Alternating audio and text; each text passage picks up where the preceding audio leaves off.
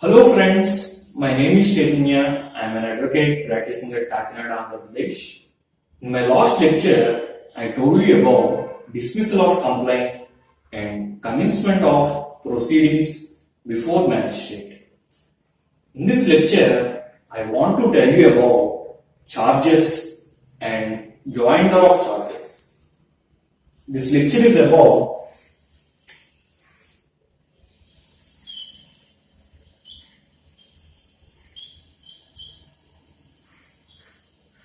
charges and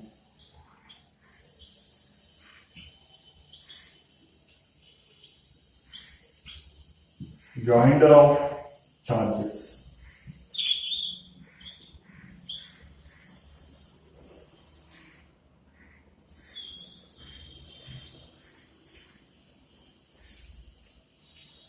Form of charges, section 211 to 270.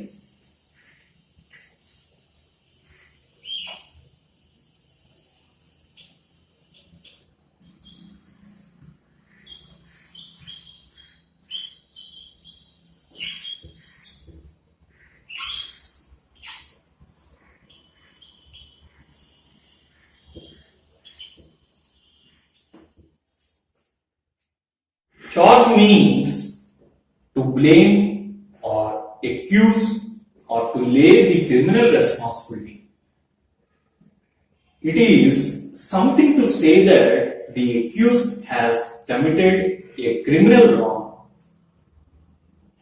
According to section 211, every charge under this code shall state the offence with which the accused is charged. It gives the accused a full notice of the offence charged against him. The charge shall be written in the language of the court. In all trials, the accused is informed of the accusation in the beginning itself. In case of serious offences, the court requires that the accusations are to be formulated and reduced to writing. If the charge contains different offences, each offence is called head of charge. According to section 2D of the code, charge includes any head of charge when the charge contains more heads than one.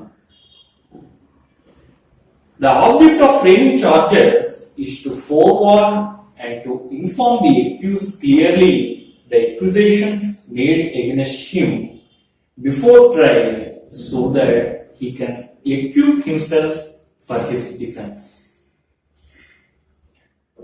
The charge should give particulars as to time and place of alleged offence and the person against whom the accused is charged.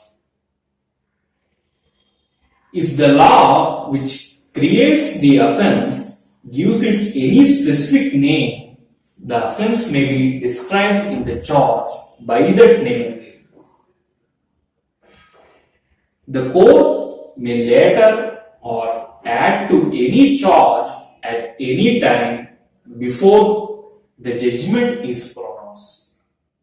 In a case, Chandraya versus State of AP and another, 2003, 12 SCC, page number 670, it was held that if on the basis of material on record, the court could form an opinion that the accused might have committed offence, it can frame the charge though for conviction. The conclusion is required to be proved beyond reasonable doubt that the accused has committed the offence. This is the decision given by the Supreme Court in the case Chandraya versus State of AP.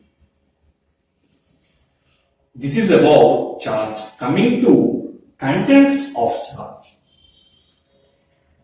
According to section 211, the charge must contain the following: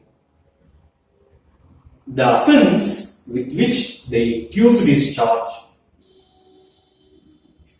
The name of the offense coined by the law, the definition of the offense must be stated if no specific name. The law and section of the law, the fulfillment of every legal condition to constitute the offense. The charge must be in the language of the court.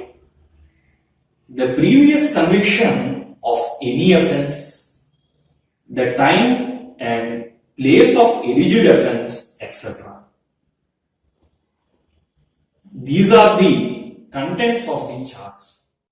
Coming to particulars to time, place and person.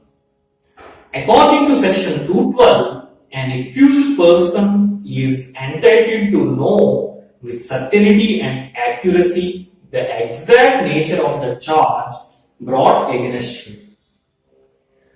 Unless he has his knowledge, he would be seriously prejudiced in his defense. This is particulars to time, place and person. Coming to when manner of committing offense must be stated. According to section 213, when the particulars mentioned in sections 211 and 212 do not give the accused sufficient notice of the matter with which he is charged, the magistrate must give in the charge such particulars of the manner in which the alleged offense was committed as will be sufficient for the purpose. This is above when manner of committing offense must be stated. Coming to words in charge taken in sense of law under which offense is punishable.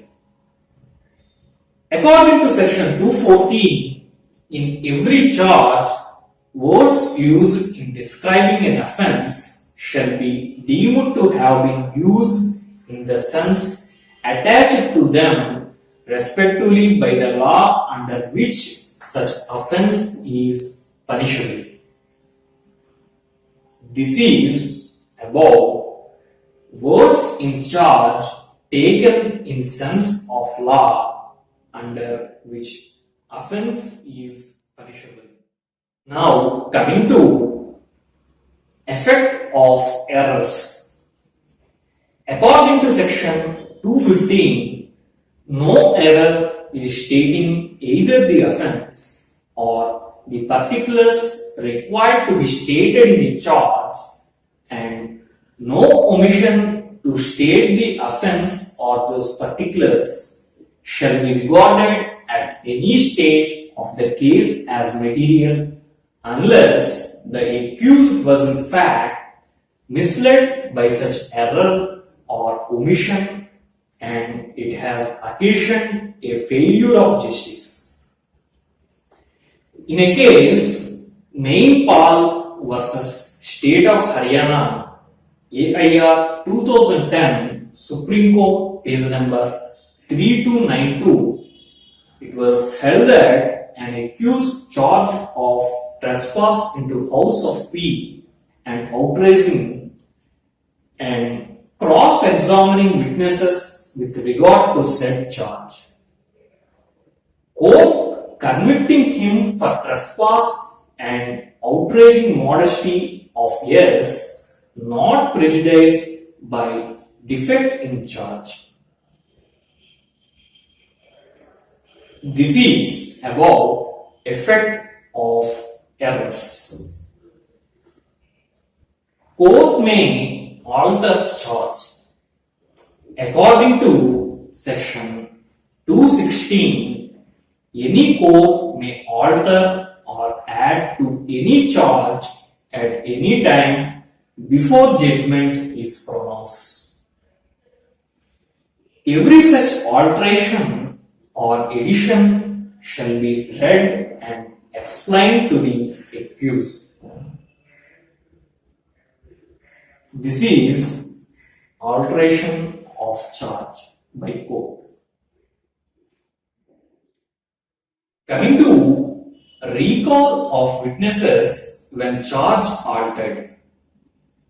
According to section 217, whenever a charge is altered or added to by the court after the commencement of the trial, the prosecutor and the accused shall be allowed to recall or resummon and examine with reference to such alteration or addition any witness who may have been examined unless the court, for reasons to be recorded in writing, considers that the prosecutor or the accused, as the case may be, decides to recall or re-examine such witness for the purpose of vexation or delay or for defeating the ends of justice, and also to call any further witness whom the court may think to be material. In a case, Vikas versus State of MP 2001, Criminal Law Journal, page number 3665, it was held that where additional charge was framed against persons under section 149 of IPC, held that as section 149 of IPC is a specific offense and constitutes a substantive offense having a different concept. As such, the accused person should be given the fullest opportunity to cross-examine to defend themselves. Therefore, order for rejection of application to recall the witnesses for the purpose of cross-examination was not proper. This is the case of Vikas versus State of MP. This is about recall of witnesses when charge altered. This is about charges. Form of charges, section 211 to 2. After charges, section 211 to 217. Coming to joinder of charges. Joinder of charges, sections 218 to 224. Sections 218 to 224.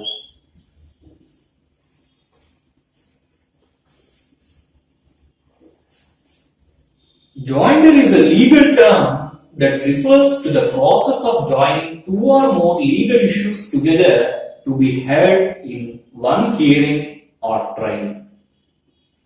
Joinder of charges means joining the charges in the same accusation based on the same facts or that are part of a series of offences of the same nature.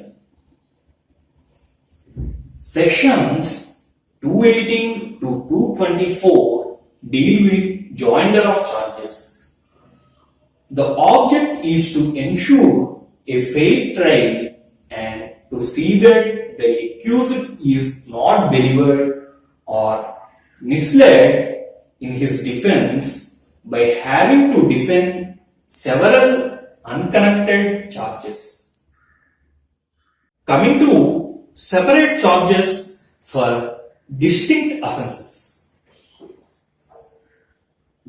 According to section 218, there should be a separate charge for every distinct offence and a separate trial for every such charge. Example, A is accused of a theft on one occasion and of causing grievous hurt on another occasion.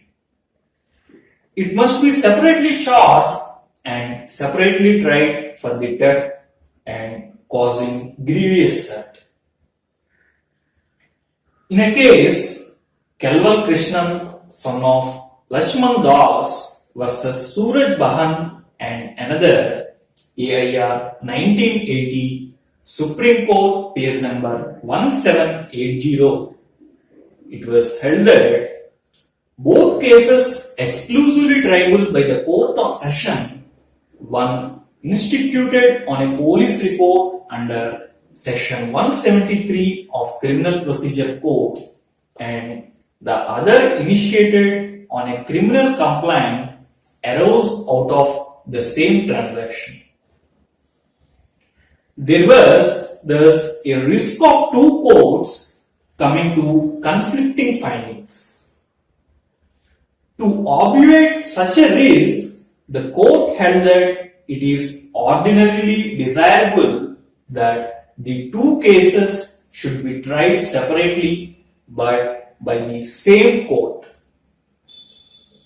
This is the decision given by the Supreme Court in the case Kelwal Krishnan, son of Lakshman Das versus Suraj Bahan and another. There are some exceptions to this. Section 19 to 24 are the exceptions where joinder of charges are permitted. Hence, joint trial is an exception and separate trial is the rule.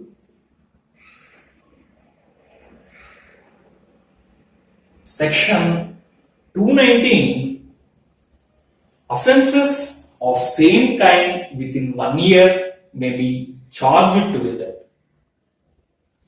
Section 220, trial for more than one offence. Section 221, when it is a doubtful what offence has been committed. Section 222, when offence proved included in offence charge. Section 223, when persons may be charged jointly. Section 224, withdrawal of charges in conviction on one of several charges. These are the exceptions. This is about separate charges for distinct offences. Coming to three offences of same kind within 1 year may be charged together. According to section 219, three charges of three offences of the same kind committed within 1 year can be tried together. If the accused commits fourth offence, it may be tried separately. Thus, it limits the number of charges of the same kind which may be tried in a single trial. This is about three offences of same kind within 1 year can be charged together. Coming to trial for more than one offence. According to section 220 clause 1, if in one series of acts so connected together as to form the same transaction, more offences than one are committed by the same person, he may be charged with and tried at one trial for every such offence. According to section 220 clause 2, when a person charged with one or more offences of criminal breach of trust or dishonest misappropriation of property as provided in section 212 or in subsection 1 of section 219 is accused of committing for the purpose of facilitating or concealing the commission of that offence, or those offences, one or more of offences of falsification of accounts, he may be charged with and tried at one trial for every such offence. According to section 220 clause 3, if the acts alleged constitute an offence falling within two or more separate definitions of any law in force for the time being by which offences are defined or punished, the person accused of them may be charged with and tried at one trial for each of such offences.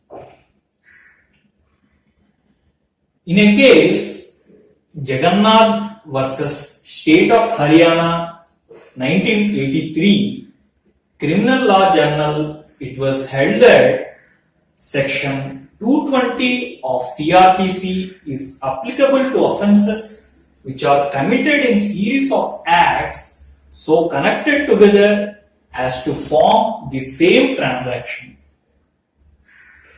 The offence of rape is an independent act and a separate offence from kidnapping with different ingredients altogether. Hence, section 220 does not apply to these offences. This is the decision given in the case Jagannath versus State of Haryana 1983. According to section 220 clause 4, several acts of which one or more than one would by itself or themselves constitute an offence constitute when combined a different offence. The person accused of them may be charged with and tried at one trial for the offence constituted by such acts when combined, and for any offence constituted by any one or more or such acts. This is about trial for more than one offence.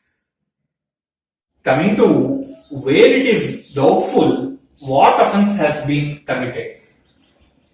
According to section 221 clause 1, if a single act or series of acts is of such a nature that is doubtful which of several offences, the facts which can be proved will constitute, the accused may be charged with having all or any of such offences, and any number of such charges may be tried at once, or he may be charged in the alternative with having committed some one of the said offences. According to section 221 clause 2, it is such a case the accused is charged with one offence and it appears that he committed a different offence for which he might have been charged under the provisions of subsection 1. He may be convicted of the offence which he is shown to have committed, although he was not charged with it.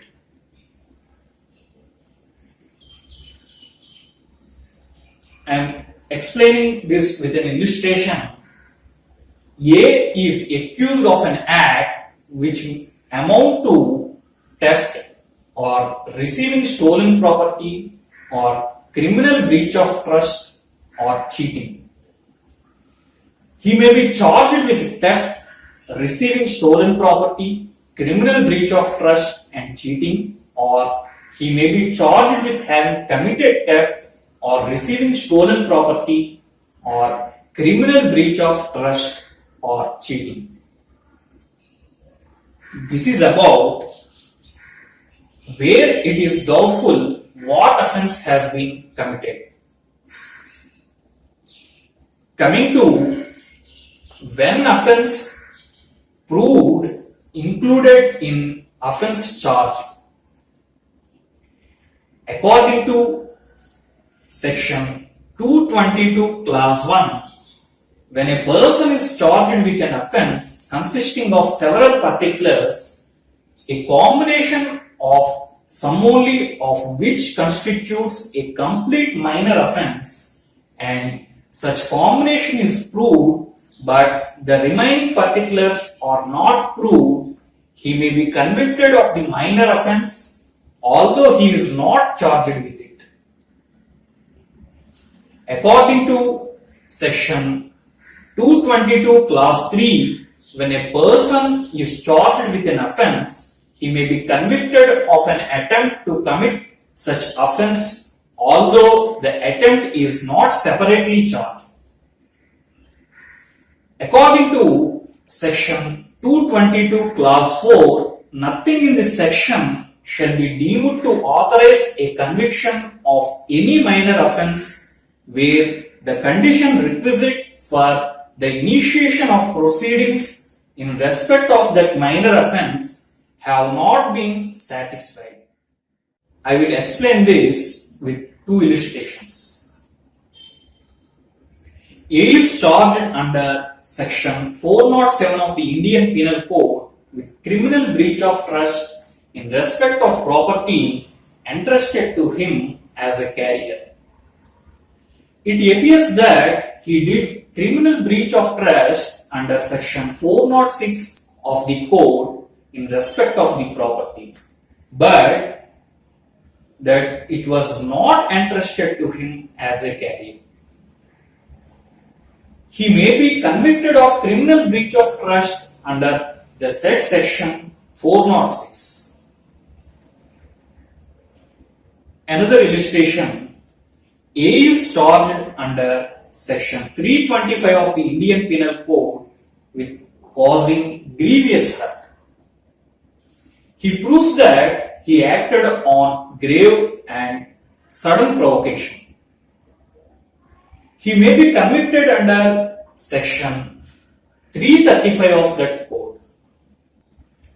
This is about when offence proved included in offence charge. Coming to when persons may be charged jointly. According to Section 223, the persons accused of the same offence committed in the course of same transaction are to be charged and tried together. So, Section 223 even requires the court to frame the charge and try even those persons who are accused of more than one offence of the same kind or different offences committed in the course of same transaction. This is about when persons may be charged jointly. Coming to withdrawal of remaining charges on conviction on one of several charges.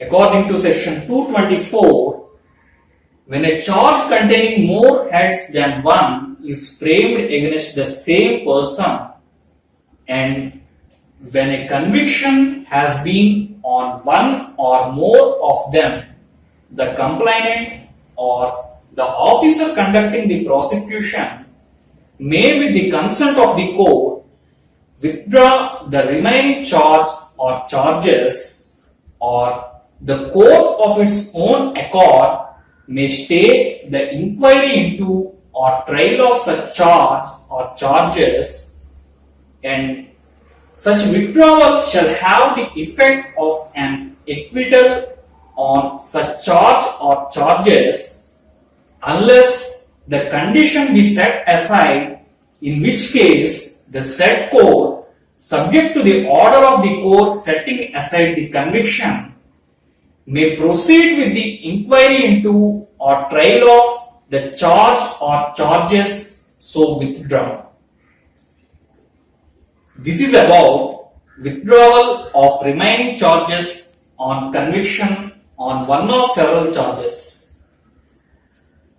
This is about joinder of charges, Section 218 to 224. This is the end of this lecture. In my next lecture, I want to tell you about trial of criminal cases. Trial before a court of session, trial of warrant cases by magistrate, cases instituted otherwise than on a police report. So, thank you everyone. Have a nice day.